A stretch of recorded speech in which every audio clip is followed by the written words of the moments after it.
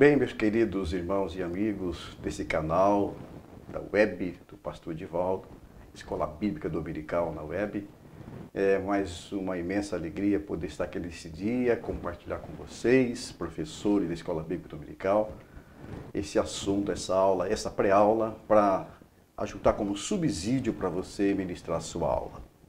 Hoje estaremos ministrando a aula de número 9 da classe dos adultos, cujo título é Contraste na Adoração da Antiga e Nova Aliança.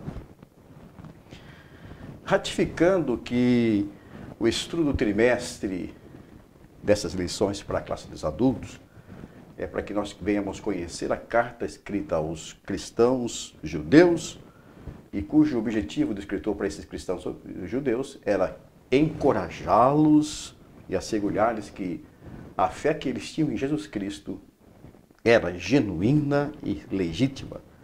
Bem como também esse escritor fala aos crentes judeus para que eles deveriam estar preparados para a iminente desastre que aconteceria sobre a cidade de Jerusalém, quando seria invadida pelos exército romano, e desta forma eles iriam destruir o templo. Esta destruição do templo foi predita por Jesus e, consequentemente, também o sistema de sacrifício de animais e os ofícios dos sacerdotes não existiria mais, desapareceria. Também é uma intenção do escritor aos Hebreus explicar que não haveria mais necessidade de um sacerdote para intercedê-los diante de Deus, uma vez que a morte de Cristo proporcionou aos crentes o acesso direto de estarem diante de Deus, conforme capítulo 4 da carta aos Hebreus, versículos 14 ao versículo 16. Podemos fazer uma leitura bem rapidinha, 4 e 16, que nos diz assim: porque não temos um sumo sacerdote que não possa compadecer das nossas fraquezas, porém um que, como nós, em tudo foi tentado, mas sem pecado. Cheguemos, pois, com confiança ao trono da graça, para que possamos alcançar misericórdia e achar graça, a fim de sermos ajudados em tempo oportuno. E visto que temos um grande sumo sacerdote, Jesus, Filho de Deus, que penetrou nos céus, retenhamos firmemente a nossa confissão. Além disso, também nós temos como base desse título dessa lição que o sangue de Jesus garante-nos a nossa entrada permanente e também no céu e remove permanentemente o pecado da humanidade. E por fim também o escritor dessa carta aos Hebreus, ele frequentemente expressa como tema palavras de supremacia e proeminência de Cristo. E que se esses cristãos judeus desejassem voltar a aplicar em suas vidas a prática do culto à nova aliança, eles sofreriam resultados desastrosos, conforme está escrito, o escritor também deixou registrado, no capítulo 10, versículos 19 ao 31, que vai ser o assunto da próxima lição. Muito bem, diante desta verdade, assim pois temos dentro desse tema, o capítulo 9, ele objetiva contrastar a adoração, o culto prestado pelo sistema sacerdotal da Antiga Aliança, contrastando com o serviço prestado por Cristo no tabernáculo da Nova Aliança. É uma aliança eterna. Os objetivos dessa lição são 3, a divisão desse assunto, capítulo 9, são 3. O comentarista, ele sugere que nós possamos dividir em 3 partes a lição. Primeiro, apontar como era o culto e seus elementos na Antiga Aliança. Segundo, mostrar a eficácia do culto na Nova Aliança. E terceiro, explicar a singularidade de culto da Nova Aliança. Pois bem, então vamos ao primeiro objetivo. É o culto da Antiga Aliança e os seus elementos. Nós vamos iniciar com o capítulo 9, versículo 1, que diz-nos: ora, também o primeiro tinha ordenanças de culto divino e um santuário terrestre. Nós vemos, queridos irmãos, que ordenanças esses elementos de santuário terrestre foi um antigo concerto, uma disposição divina de sua supremacia e autoridade, uma aliança que Deus fez entre ele e o seu povo. Essa aliança é conhecida tendo como Moisés o canal dessa ordenança, com o exclusivo propósito para que o povo viesse adorar e louvar a Deus. Para esse fim, esta nova aliança mosaica, com o intuito de adoração e culto, ela deveria estar relacionada diretamente com o local de culto que Deus ordenou que Moisés construísse, uma tenda móvel chamada de tabernáculo. Esse local, um local significativo de valor de culto, que os acompanharia durante a travessia do deserto e futuramente também, após eles entrarem na Terra Prometida, permaneceria esse culto nesse tabernáculo até um tempo de uma reforma estatutária que Deus já estava prevendo, que é o significado para uma nova aliança, um novo testamento, conforme está o próprio escritor aqui, ele orienta aos crentes hebreus, nesse capítulo 9, versículo 10, que o que foi acontecido, o que foi realizado nessa primeira aliança é uma alegoria para o tempo presente, que se oferece dons e sacrifícios que, quanto à consciência, não podem aperfeiçoar aquele que o faz, consistindo somente em manjares e bebidas, e várias abluções e justificações da carne, impostas até o tempo da correção. Então haveria um tempo de correção para esse tipo de culto e adoração, que seria bem melhor durante a nova aliança. Então o escritor aos Hebreus, ele vem ratificar que esse santuário, ele foi projetado e preparado conforme as instruções dadas por Deus. Foi o modelo divino.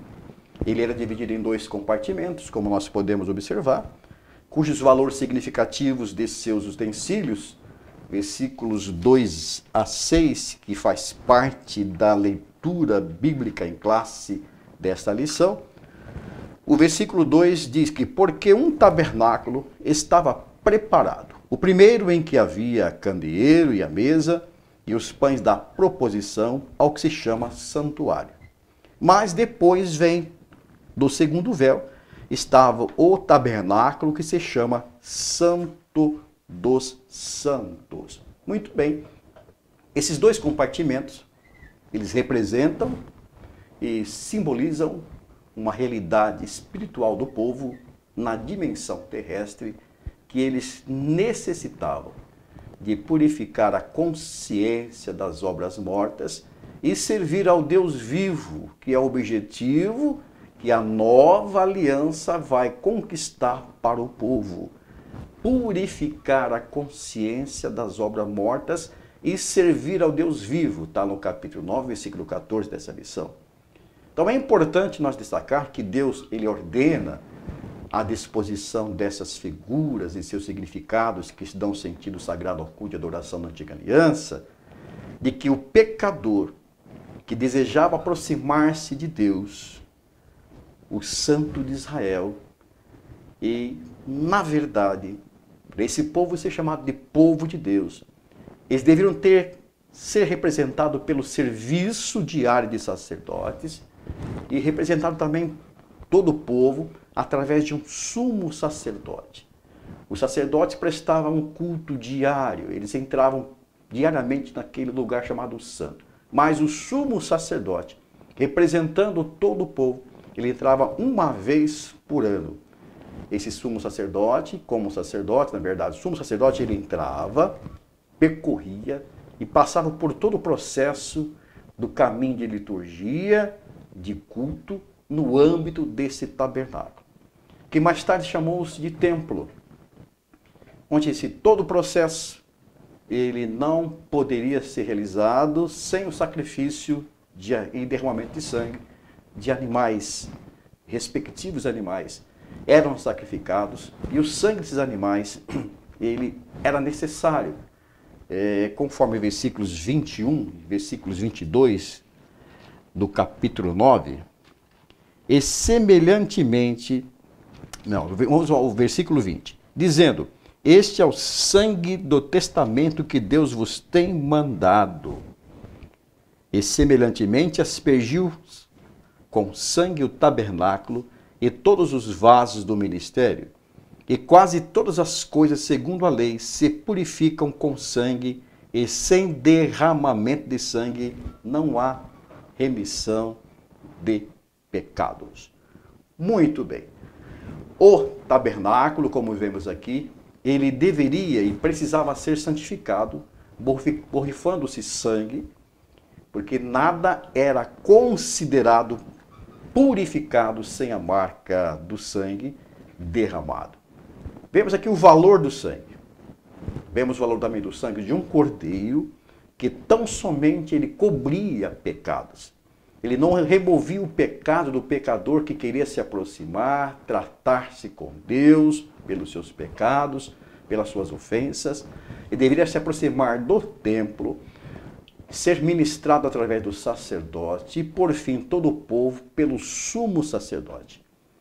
É interessante, então, que esse valor do sangue do cordeiro, ele somente cobriria os pecados do povo e desse indivíduo, até que o sumo sacerdote chegasse à presença de Deus que ficava no Santo dos Santos e realizasse a cerimônia de adoração com temor e tremor. O sacerdote e o sumo sacerdote eram imperfeitos. Eles deveriam também ser purificados, santificados para entrar naquela localidade.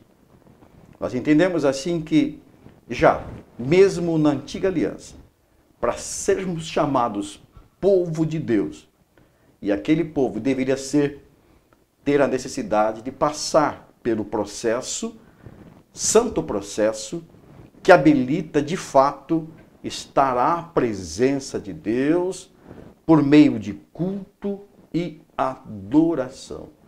Então, a antiga aliança, ela necessitava passar por todo esse processo de ritual e de culto através da representação de sacerdote e sumo sacerdote, para que o indivíduo, juntamente com a nação, eles pudessem prestar um culto e adoração a Deus.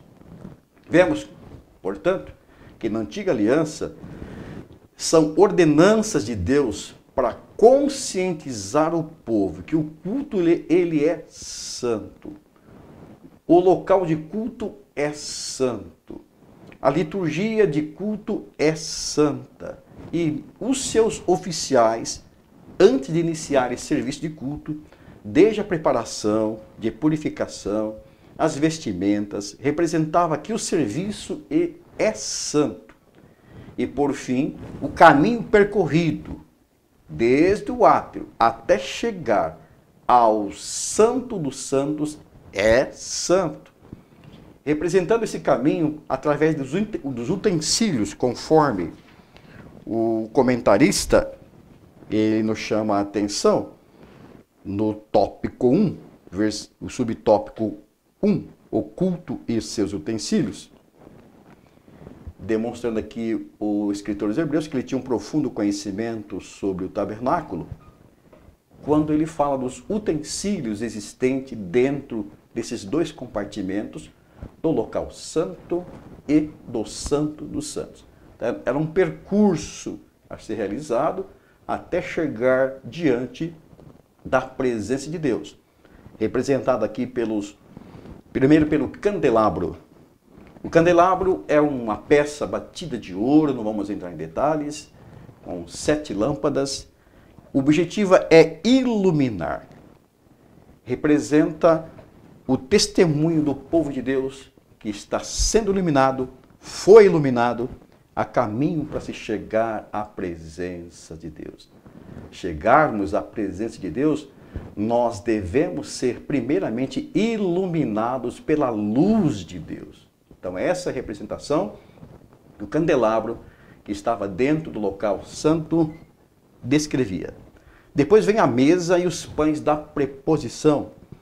Eles representam a comunhão amigável que se tem com Deus. É uma comunhão agradável que, após passarmos pela mesa, assentarmos junto com Deus, pode caminhar para o altar. É o terceiro elemento, utensílio que ficava no lugar santo. O altar de incenso, ele representa, melhor dizendo, o altar de incenso ficava no lugar santo do santo. Ele representa a intimidade e a dependência de Deus através da oração. Passar primeiro, então, pela testemunho, como sendo iluminado para chegar à presença de Deus. Esse é um percurso que fazia o sacerdote. Depois, assentar-se à mesa, simbolizando comunhão com Deus. Uma comunhão que agrada a Deus e que possibilita chegar no Santo dos Santos, ter uma intimidade com Deus através da oração. E também significa dependência de Deus. Esse era o serviço que o sumo sacerdote fazia, representando o povo, que o povo era dependente de Deus. Ele orava em favor do povo. E por último, o caminho de chegar-se até o Santo dos Santos é representado pela arca do concerto, ou arca do testemunho, que tinha sobre a arca uma tampa chamada de propiciatório. Propiciatório é o que o escritor, os hebreus, ele relata e ratifica para que os cristãos hebreus, judeus daquela época, diz assim: e sobre a arca os querubins da glória, que faziam sombra no propiciatório, das quais coisas não falaremos agora particularmente. Então, na verdade, esse propiciatório indicava que o caminho do sacrifício terminou. Iniciou-se lá no átrio, entrou para o local santo, chegou agora no local santo do santo, chegou-se à presença de Deus, os santos dos santos, representando que a ira de Deus foi desviada do povo. Olha que coisa linda! É um processo programado, é um modelo que Deus instituiu para se chegar na sua presença com aquele culto e adoração da antiga aliança. Esses utensílios tiveram essa simbologia representada, uma simbologia muito especial, de grande valor. Então o escritor aos Hebreus, ele enfatiza que tudo isso foi figuras que Deus utilizou ao longo da história para revelar os acontecimentos futuros que teve seu cumprimento na vinda e na vida de Jesus Cristo, o Messias. E que esses compartimentos para adoração e culto nessa aliança teriam um tempo de atuação e serviço para um propósito que for estabelecido, tendo o aspecto simplesmente cerimonial de purificação para a carne. Todo esse processo de culto no tabernáculo, ele tinha um fundamento, é purificação para a carne. É que o escritor, a carta dos Hebreus, no capítulo 9, versículo 13, ele ratifica isso. Porque se o sangue dos touros e bodes e a cinza de uma novilha, esparzidas sobre os imundos, os santificam quanto à purificação da carne. Portanto, todo o ritual, toda a liturgia de culto prestada nesse tabernáculo, com morte de animais, com sangue de animais, com a santificação de sacerdote e do sumo sacerdote, todos os utensílios, desde o local santo até santo dos santos, e chegar à presença de Deus, onde Deus se agradaria e aplacaria a sua ira contra o povo, tinha um fundamento, sacrifício, purificação somente para a carne. Ou seja, representa aqui um santuário terrestre, como sombra daquilo que que na plenitude dos tempos estaria por vir. Estaria por vir, como já fizemos referência, na reforma estatutária promovida por Jesus Cristo. Então, desta forma, o escritor aos Hebreus, ele vem enfatizar ainda aos seus leitores que, de fato, essa era a condição que Deus antigamente falava de muitas maneiras aos pais pelos profetas. E que, na aliança através de Moisés, foi uma demonstração de lições da justiça de Deus, cuja realização de sacrifícios de animais, eles traziam um alívio temporário à culpa do homem, e que esses sacrifícios, por causa das suas imperfeições, eles deveriam repetir-se diariamente, sendo que, versículo 6, versículo 7, escrito no capítulo 9 pelo escritor, diz assim: ora, estando essas coisas assim preparadas, a todo tempo entravam os sacerdotes no primeiro tabernáculo, cumprindo o serviço. Mas no segundo só o sumo sacerdote, uma vez no ano, não sem sangue, que oferecia por si mesmo e pelas culpas do povo. Então nós vemos que nessa primeira divisão, o lugar do santo, o lugar santo, o serviço de culto, ele era repetidamente feito diariamente, ou ele é repetido feito diariamente. E na segunda divisão, o serviço de culto era feito anualmente pelo sumo sacerdote. E essas divisões de locais, eles eram separadas por um véu, chama-se segundo véu. E conforme o versículo 8, dando nisso a entender o Espírito Santo que ainda o caminho do santuário não estava descoberto, enquanto se conservava em pé o primeiro tabernáculo. Veja aqui que coisa interessante e importante. O Espírito Santo dá a entender, o escritor recebeu revelação do Espírito Santo, que enquanto estivesse sendo realizado, se repetindo todo o sacrifício no primeiro átrio, ou seja, no primeiro local de culto, lugar santo, não teria condições de entrar no Santo do Santo permanentemente, diariamente. Ou seja, o valor desse culto era apenas com a finalidade de cobrir o pecado do homem. Ratificando então o escritor aos Hebreus, que as promessas desse testamento, elas são limitadas. Diz assim o escritor aos Hebreus, foi tudo limitado. A aproximação de Deus foi limitada e que esse primeiro testamento, através de Moisés da Antiga Aliança, ela teve um valor de consagração e força de consagração através do sangue. Sangue de bode, de touros, conforme está registrado no capítulo 9, versículos 16 a 22. Tudo isso teve um valor importante. Ou seja, a adoração da Antiga Aliança era prestada dessa forma. Há uma ligação, sendo uma preparação para dar lugar à nova aliança que, de fato, cumpriria a purificação do povo para servir a Deus vivo. Capítulo 9, versículo 14, que é o que nos relata: quanto mais o sangue de Cristo, que pelo Espírito Eterno se ofereceu a si mesmo imaculado a Deus, purificará a vossa consciência das obras mortas, para servires ao Deus vivo.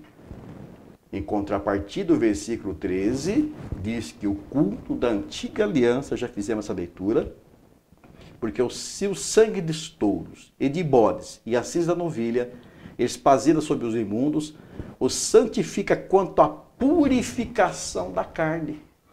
Aí o escritor, ele chama a atenção dos crentes hebreus para não voltar ao culto de adoração da Antiga Aliança, porque o sangue de Cristo é eficaz, eficiente.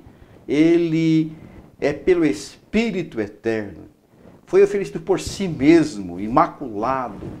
ele santifica e purifica a consciência das obras mortas para servir a Deus vivo. Ou seja, esse pacto da antiga aliança não tinha esta propriedade singular de purificar a consciência do homem, da mulher, do povo de Deus. Então foi útil, sim, foi muito útil, mas teria que dar lugar a essa nova aliança, que de fato cumpriria esta função. Até o tempo onde Deus falou pelo Filho. Capítulo 1, versículo 1 e 2. Deus falou antigamente pelos profetas, estabeleceu esta forma de culto, de adoração na antiga aliança. Agora, ele fala através do Filho, a quem constituiu herdeiro de tudo, com valor e força fundamentado no seu próprio sangue. Não no sangue de animais, não no sangue de bodes, não no sacrifício de animais. Então nós podemos comparar esse primeiro testamento, o Antigo Testamento e o Novo Testamento como um edifício. Um edifício, um prédio que é projetado, ele é projetado diante de uma luz, seja essa luz natural ou artificial.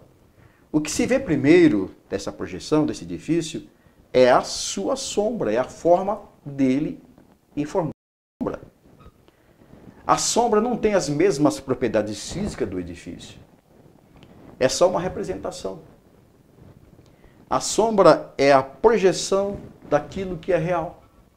Ou seja, o tabernáculo terreno ordenado por Deus, erguido pelas mãos de homens, ele foi uma projeção do tabernáculo celestial levantado antes da fundação do mundo.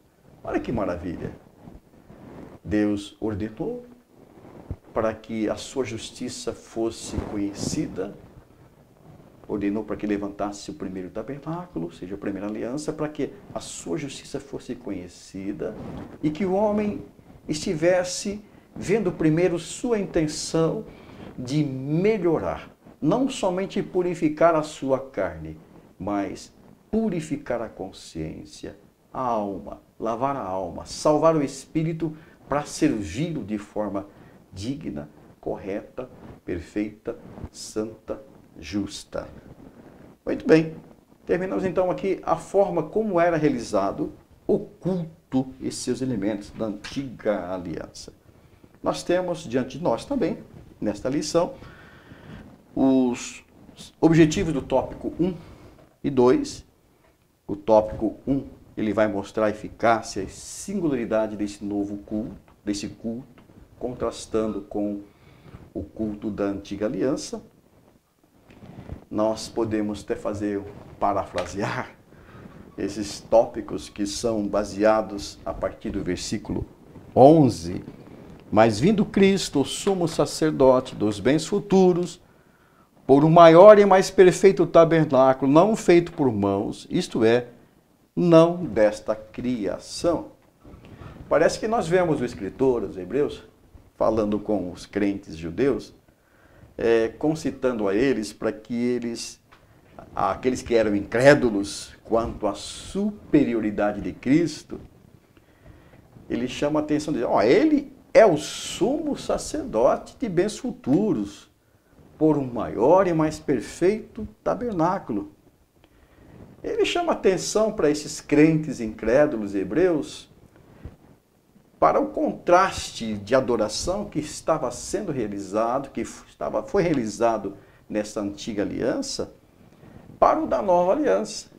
Parece que o escritor ele diz assim para os crentes hebreus: deixe de olhar para a sombra. Na sombra vocês não podem entrar dentro da sombra. Veja aquilo que é real. Adentre aquilo que é real. Percorra esse tabernáculo agora através de Jesus Cristo, através do seu sacrifício. Entre no caminho para se chegar até o Santo dos Santos. Nesse tabernáculo antigo, que é a sombra, vocês não podem entrar. Só quem entra são os sacerdotes, sumos sacerdotes, representando vocês. Saiam dessa condição. Venha para a condição nova. Entre no tabernáculo, um tabernáculo celestial, não feito por mãos de homens, através de Jesus. Que coisa linda, né? Aí já vemos então o contraste do culto e adoração da antiga aliança com o da nova aliança. O da antiga aliança não se poderia entrar o pecador. Com todos os seus rituais, com suas ordenanças, é limitado, imperfeito. Impossibilitava o homem adentrar nesse tabernáculo. Mas vindo Cristo, o sumo sacerdote, de bens futuros, uma nova aliança aperfeiçoada, superior, capacita-nos e habilita-nos pelo poder do seu sangue, através do seu sacrifício, entrar nesse tabernáculo. É isso que o escritor está chamando a atenção dos hebreus, dos cristãos hebreus, para não voltarem ao pacto da antiga aliança. Então ele reforça aos crentes da nova aliança, aos crentes que na nova aliança, o tabernáculo não é mais terreno, ele é celeste, tendo Jesus Cristo como sumo sacerdote. E Jesus Cristo como sumo sacerdote também, ele percorreu o santo caminho. Jesus perfeito, sem pecado, oficiou-se como sumo sacerdote, eterno, sacrificando-se a si mesmo como Cordeiro de Deus. Entrou no Santo do Santo Celestial e resolveu de uma só vez o problema do pecado. Não simplesmente cobrindo o pecado, mas purificando o homem do pecado, como cumprimento divino de fazer aliança com o povo. Hebreus 9, 11, 15, 9, capítulo 9, versículos 11 a 15, nos chama, essa é a verdade. Mas vindo Cristo, o sumo sacerdote dos bens futuros, por um maior e bem mais perfeito tabernáculo, não feito por mãos de homens, isto é, não dessa criação, nem por sangue de bodes e bezerros, mas por seu próprio sangue, entrou de uma vez no santuário, havendo efetuado uma eterna redenção. Porque seu sangue dos touros e bodes e cinza de uma ovelha, esparzidas sobre os imundos, os santifica quanto à purificação da carne, de uma novilha. Quanto mais o sangue de Cristo, que pelo Espírito Eterno se ofereceu a si mesmo imaculado a Deus, purificará a vossa consciência das obras mortas para servir ao Deus vivo. E por isso é mediador de um novo testamento, para que, intervindo a morte para a remissão das transgressões que havia debaixo do primeiro testamento, os chamados recebam a promessa da herança eterna, uma herança futura. Que maravilha, querido. Terminamos então esse segundo tópico sobre a eficácia e a singularidade desse culto na nova aliança. Na verdade, mostra a eficácia e singularidade desse culto. E tópico 3. Antes de adentrarmos no tópico 3, me desculpe. O escritor destaca dois fatos importantes que contrastam ainda os cultos da antiga aliança com o da nova aliança. Jesus promoveu a redenção eterna foi pelo seu sangue. Aquilo que o primeiro pacto, o primeiro culto não pôde fazer, o segundo culto, o segundo pacto da nova aliança ele pode fazer. Versículo 12, ele fez a redenção eterna. Jesus promoveu a redenção eterna pelo seu sangue. Vemos aqui que o sangue de Jesus não foi meramente aplicado a um altar terreno, mas ao próprio altar de Deus lá nos céus. Para que de uma vez por todas, para quem recebe Jesus como seu único e suficiente Salvador, obtenha redenção. Redenção significa resgate, libertação, mediante o pagamento de um preço. Jesus pagou o preço do nosso resgate através do seu próprio sangue. Isso o culto da antiga aliança não pôde promover. O escritor então chama a atenção para os crentes hebreus, olha, o sangue de bode e touro não pôde promover redenção. O de Cristo faz redenção eterna.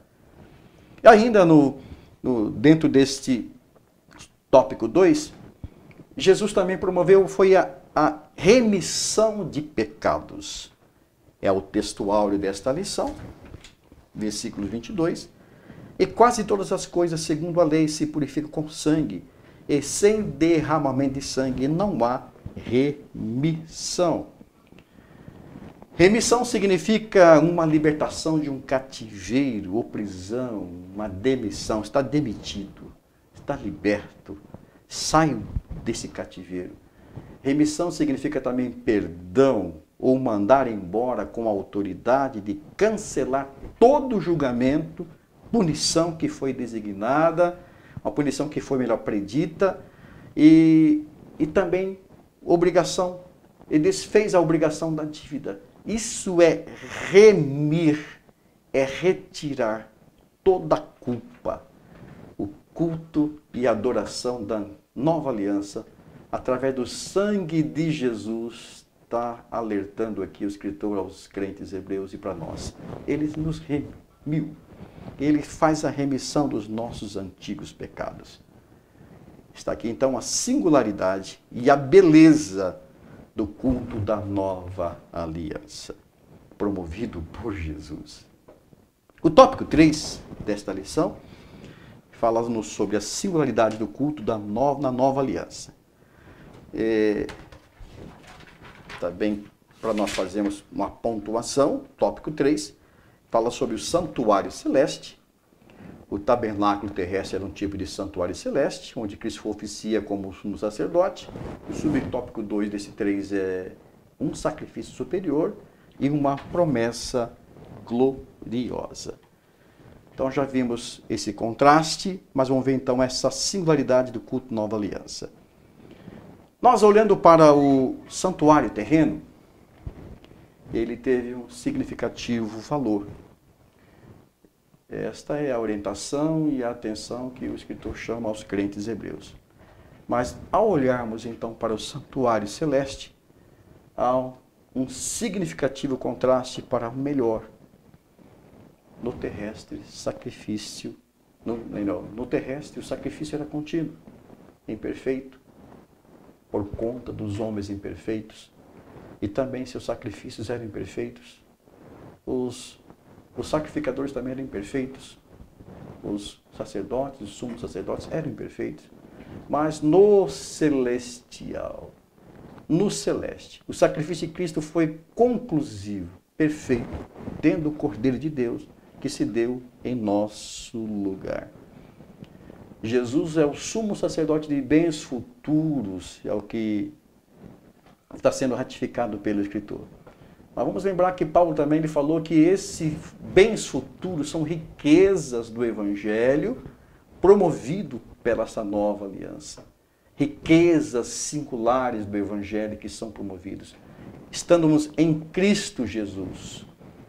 Deus nos colocou nas regiões celestiais em Cristo Jesus, pela sua riqueza de misericórdia, nos enriqueceu com as beatitudes do Evangelho. Isso é superioridade. É um culto promovido por Cristo para que nós tenhamos condições de adorar a Deus em tranquilidade, com liberdade, em Cristo Jesus, através do seu poder. O subtópico 3, o tópico 3, diz-nos sobre uma promessa gloriosa, e é o que encerra o versículo de número 28 da leitura bíblica em classe. Assim também Cristo, oferecendo-se uma vez para tirar os pecados de muitos, aparecerá segunda vez sem pecado aos que o esperam para a salvação. O comentarista, ele descreve esta promessa gloriosa, dizendo que o autor e os escritores hebreus, ele encerra essa sua exposição sobre o culto da antiga aliança, em contraste com a da nova aliança, com uma promessa. Cristo ofereceu-se uma vez para tirar os pecados de muitos e vai aparecer a segunda vez sem pecados aos que o esperam para a salvação. É o versículo 28 que acabamos de ler. Então, o autor dos Hebreus, ele resume bem essa mensagem do texto sobre a obra de Cristo, quando diz que o nosso Senhor se manifestou para aniquilar o pecado pelo sacrifício de si mesmo. Hebreus 9, 26. Agora comparece por nós no céu, Hebreus 9, 24, mas um dia aparecerá para levar-nos ao seu lar eterno. Hebreus 9, 28, que acabamos de ler. Esses 3 tempos da salvação têm como base a sua obra consumada na cruz do Calvário. Então, o primeiro tempo da salvação, Jesus, manifestado em carne, para cumprir em si mesmo o propósito do tabernáculo eterno, que foi representado aqui no terreno e aniquilar, por vez, o pecado. O segundo tempo dessa salvação, que nós estamos aguardando, ele compareceu por nós lá no tabernáculo celestial. Ele abriu o caminho para chegarmos aos céus. Ele percorreu todo o caminho de sacrifício, como era realizado no Antigo Testamento, no tabernáculo antigo.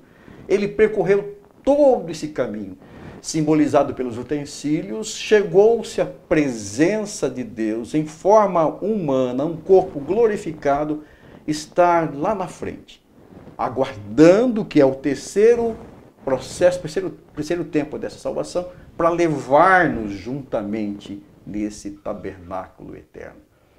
O primeiro tabernáculo era impossível o pecador entrar. O tabernáculo terreno não tinha condições do pecador entrar. Mas vemos aqui as ricas e gloriosas promessas desse culto e adoração da nova aliança. Jesus, ele percorreu todo o caminho para promovermos o perdão de pecados, purificar os nossos pecados, purificar a nossa consciência.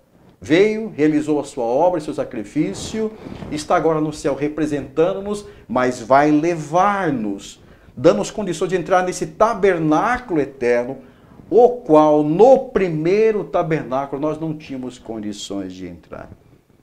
É glorioso isto. Não tem como abrir mão. Esse é o objetivo que o escritor chama os hebreus aqui nessa superioridade de Cristo, relacionado ao que foi feito pela aliança mosaica. Então, para fecharmos essa lição, nós estamos vivenciando nesse tabernáculo um corpo terreno mortal, corruptível, imperfeito, mas através do sangue de Cristo, Ele perdoou os nossos pecados, fomos abençoados pelo Pai Celeste, e estamos em Cristo nas regiões celestiais, estamos vivenciando isso ainda nesse tabernáculo terreno, mas esperamos viver a imagem do tabernáculo que está no céu, que é perfeito, imortal, incorruptível. O que é mortal vai se revestir da imortalidade. O que é corruptível vai ser revestido da incorruptibilidade. É esse o contraste promovido pelo pacto da antiga aliança, que teve seu valor como sombra daquilo que Cristo veio fazer por nós, habilitando-nos além, agora também para a carne, termos um corpo perfeito, incorruptível.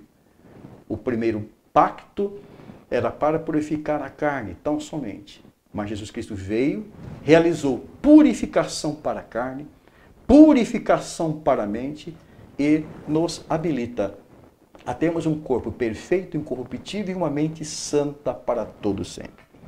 Então nós somos convocados a celebrar diariamente que através do sangue de Cristo nos proporcionou acesso a Deus. Então a nossa confiança de adoração está fundamentada no sangue de Cristo e em seu ministério como sumo sacerdote. É bem tranquilo, é bem gratificante permanecermos na fé desse culto, desta adoração, esse sacrifício realizado por Cristo para nós outros nesses dias, para todos nós. Como conclusão, então, o autor ele conseguiu seu objetivo ao contrastar a adoração da antiga e da nova aliança. A adoração da antiga aliança era terrena, imperfeita, transitória e incompleta. Por outro lado, a adoração do novo pacto se firma em princípios celestiais, eternos e perfeitos. princípios de purificação para a carne, purificação para o corpo, que vai se dar lá na glória, mas antecipadamente Jesus já nos fez a purificação das nossas consciências para servirmos ao Deus vivo. Está aqui, portanto, queridos irmãos, o contraste que o escritor dos Hebreus chama a atenção para os crentes hebreus, para eles terem a sua fé firmada em Cristo Jesus. Que Deus em Cristo vos abençoe para todo sempre. Amém.